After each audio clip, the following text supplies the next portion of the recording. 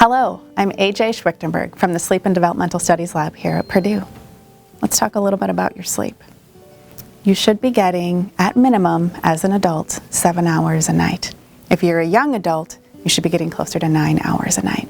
And there are lots of things that you can do to help maximize the positive regenerative effects of your sleep. First of all, have a routine.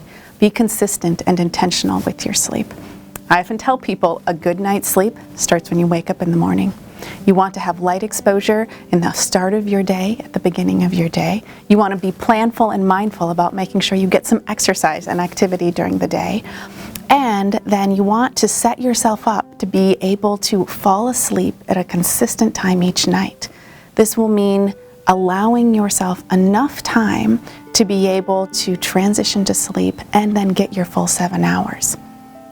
Sunset around here varies depending on the season, but you have control over your exposure to light.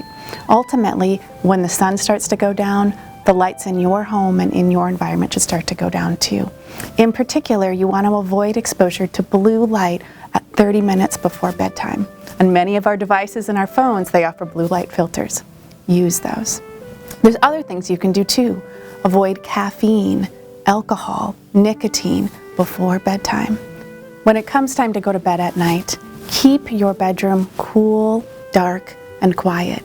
Reserve the bedroom for sleeping and other bed-related activities, but avoid the technology. This is the #1 sleep stealer in our younger generation.